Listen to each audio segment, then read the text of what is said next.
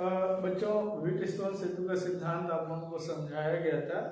अब विद्युत धारा वाला ही लेसन चल रहा है, तो इसमें जो है कि विद्युत व्हीटस्टोन सेतु के सिद्धांत पे अगर हम देखें तो एक बहुत ही महत्वपूर्ण उपकरण बनाया गया है हमारा मीटर सेतु।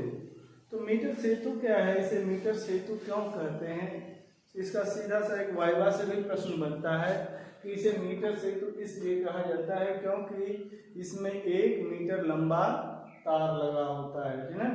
इसमें 1 मीटर लंबा तार प्रयुक्त होने के कारण इसे मीटर सेतु कहा जाता है। जो तार लिया जाता है बच्चों वह जो है कांस्टेंटन का या क्या है मैग्नीन का लिया जाता है। तो कांस्टेंटन भी मिश्र धातु है और मैग्नीन भी क्या है मिश्र धातु है। तो पीछे हमने आपको जो है पढ़ाया है ये चीज कि जो मिश्र धातुएं होती हैं क्यों कांस्टेंटन या मैग्नीन का ही तार इसमें लिया जाता है।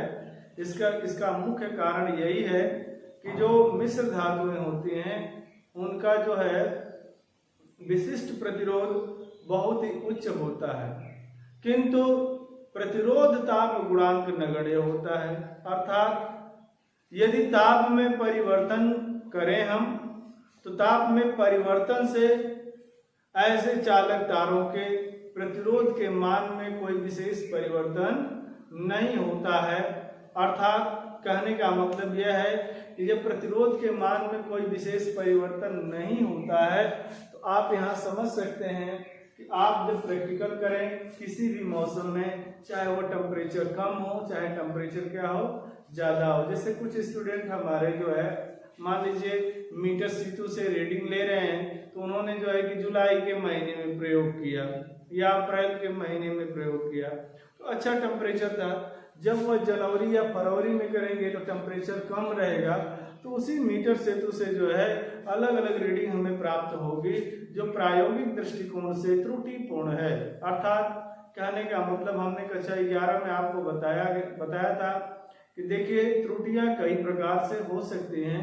मापक यंत्र से भी त्रुटि हो सकती है, प्रयोगकर्ता से भी त्रुटि हो सकती है, वातावरण में होने वाले परिवर्तन के कारण भी त्रुटि हो सकती है।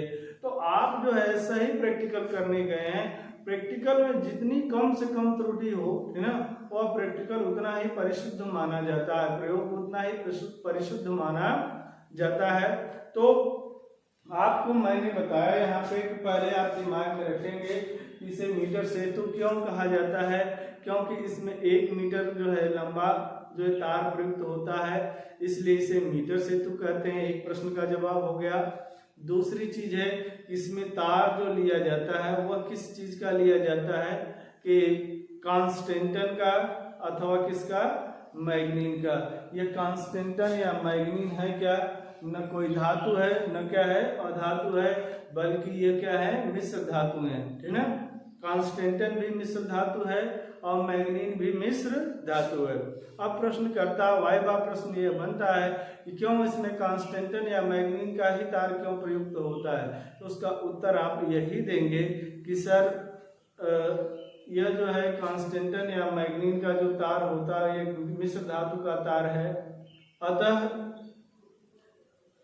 इसका प्रतिरोधकता अथवा विशिष्ट प्रतिरोध कह सकते हैं बहुत ही उच्च होता है, किंतु प्रतिरोध ताप गुणांक बहुत नगण्य होता है। अर्थात ताप में परिवर्तन से कांस्टेंटन या मैग्नीन के तार के प्रतिरोध में कोई विशेष परिवर्तन नहीं होता है, इसलिए जो है मीटर सेतु में जो है कांस्टेंटन या मैग्नीन का तार लिया जाता है। यह किसके सिद्धांत पर कार्य करता है, व्हीटस्टोन सेतु के सिद्धांत पर कार्य करता है और इसके द्वारा किया क्या जाता है किसी अज्ञात चालक तार का प्रतिरोध ज्ञात किया जाता है। अब मैं आपको रचना बताता हूँ।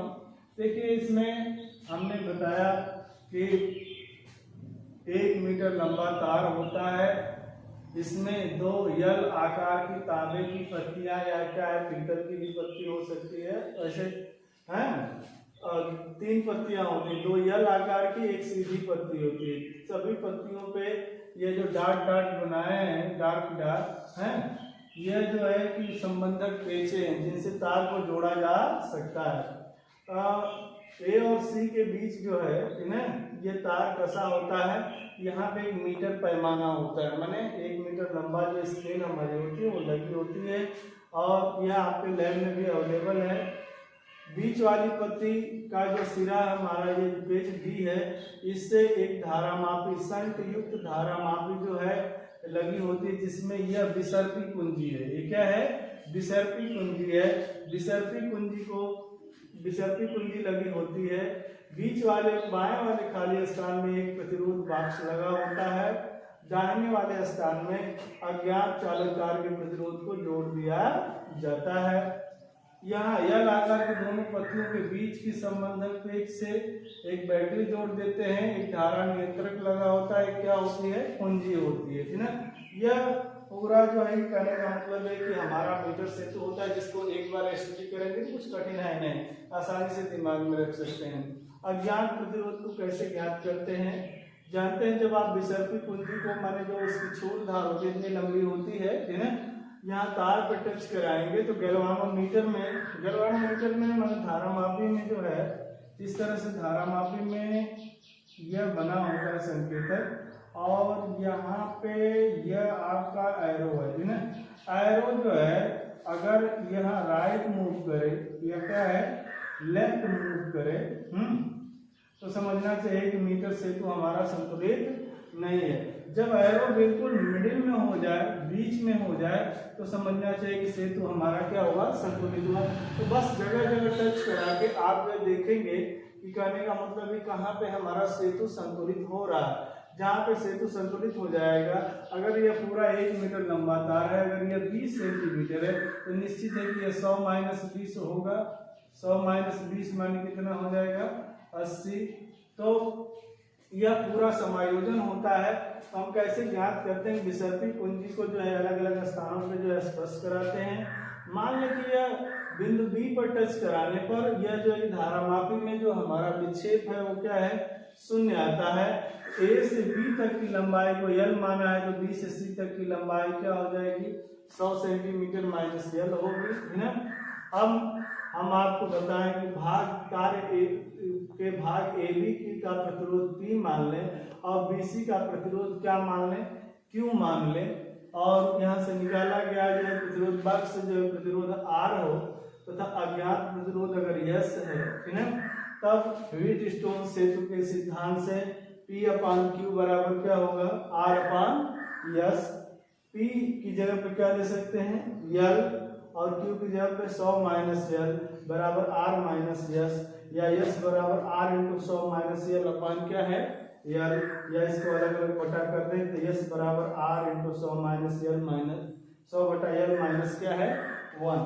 केवल आपको जहां पे टच करा रहे हैं वो लंबाई मालूम हो जाए, मीटर पैमाना यहाँ लगा होगा, लंबाई मालूम हो जाए, प्रतिरोध बक्स से निकाला गया प्रतिरोध मालूम हो जाए, तो हम अज्ञात प्रतिरोध के तार को जो ज्ञात कर सकते हैं। इस तरह से हम कई प्रेक्षण लेते हैं, ऑब्जर्वेशन लेते हैं, फिर हम क्या करते हैं कि यह जो प्रतिरोध बक्स को दाहिने ओर जो लगा देते हैं, अज्ञात प्रतिरोध को क्या है?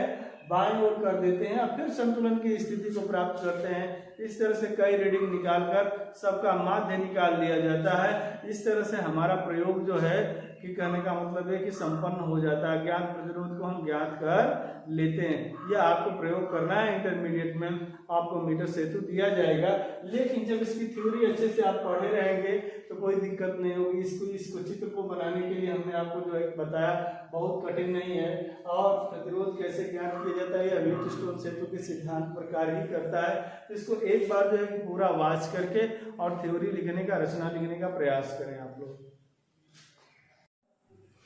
अब बच्चों, जैसे आपने मीटर सेतु जो है कि पढ़ा है, उसी तरह से जो है कि विभव मापी है। विभव मापी की सहायता से परिपथ में किन्हीं दो बिंदुओं के बीच विभवांतर का जो है मापन किया जा सकता है, या किसी सेल का जो है विद्युत वाहक बल भी ज्ञात कर सकते हैं इसकी सहायता से। इसमें देखो हमने बताया था कि जो विभव मापी हो चाहे मीटर सेतु हो, उसमें मैग्नीन या कांस्टेंटर का तार लगा होता है।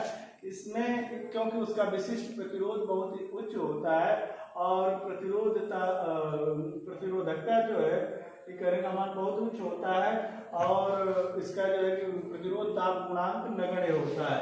विशिष्ट ये जो हमारे जो है कि कहने का मतलब ये कि विभवमापी है, इसकी रचना में मैं आपको बताऊं कि 10 मीटर लंबा जो है मैग्नीन का तार होता है या कांस्टेंटन का, जिसका जो है कि अनुप्रस्थ परिच्छेद का क्षेत्रफल एक समान होता है और ये समांतर टुकड़ों के रूप में जो है लकड़ी के जो है कि एक आधार पे कसे होते हैं। आपके पास भी है ये विभवमापी और जो है कि लैब में रखी हुई है। जब आपका विद्यालय खुलेगा तो जो है प्रैक्टिकल कराया जाएगा, आप देख लेंगे समझ जाएंगे, ठीक है ना। कसा होता है, तार तांबे के जो है मोटी पत्तियों द्वारा श्रेणी क्रम में जुड़े होते हैं। इसके तार के दोनों सिरों ए और बी के बीच जो है संयोजक पेच लगे होते हैं और तारों की लंबाइयों के समांतर 1 मीटर पैमाना, यहाँ पे 1 मीटर पैमाना लगा हुआ है ना, जिन पर विसर्पी कुंजी जे की सहायता से जो है शून्य विक्षेप की स्थिति पढ़ी जाती है। अब सिद्धांत के बारे में मैं आपको बताता हूँ कि इसमें एक मान लिया कि हमने 1 मीटर लंबा जो एक समान व्यास का प्रतिरोधक तार है, इसका सिरा ए एक बैटरी बी के धन ध्रुव से ऋण सिरा जो है कुंजी के से तथा धारा नियंत्रक के द्वारा तार के दूसरे सिरे से जोड़ देते। धारा नियंत्रक की सहायता से तार ए बी में बहने वाली धारा को नियंत्रित किया जा सकता है। इस परिपथ को प्राथमिक परिपथ कहते हैं। ये प्राथमिक परिपथ है, ये कैसा है, द्वितीयक परिपथ है। ऐसा है बच्चों कि देखो ये तार ए और बी के बीच में जो है कि यह जो है कि जौकी हमारी जो है जो विसर्पी कुंजी है और यहाँ विक्षेप देखिए, यहाँ पे P1 पे टच कराने पे बाएं तरफ है, ठीक है, और यहाँ पे P2 पे किधर है, दाएं तरफ, और जो है P पर जो है ये बिल्कुल क्या है, शून्य विक्षेप की स्थिति है। इस स्थिति में हम जब शून्य विक्षेप की स्थिति आ जाए तो हम विभव प्रवणता के बराबर VAB बटा एल मीटर जो है कि यहाँ से फार्मूले से पता कर सकते हैं। या VAP बराबर क्या होगा, K इंटू क्या है, A से P के बीच में, K इंटू क्या है, L, A और P के बीच जो है विभवांतर। विभव प्रवणता का मान ज्ञात करने के लिए जो है हम क्या करते हैं कि एक वेस्टर्न कैडमियम सेल होता है जिसका विद्युत वाहक बल जो है 1.0184 वोल्ट होता है, ठीक है, 1.0184 वोल्ट होता है वेस्टर्न कैडमियम सेल। इसको जो है कि इस E के स्थान पे जो है जोड़ दिया जाता है वेस्टर्न कैडमियम सेल को। इसकी सहायता से जो है कि शून्य विक्षेप की स्थिति की लंबाई अगर हम पता कर लें तो यहाँ से विभव प्रवणता ज्ञात कर लिया जाता है, ठीक है। अब विभव प्रवणता ज्ञात करके जो है कि आगे की प्रक्रिया को जो है कि हम पूर्ण कर सकते हैं। तो इस पे अब विभव प्रवणता विभवमापी का क्या क्या उपयोग है नेक्स्ट वीडियो में आपको जो है मिल जाएगा।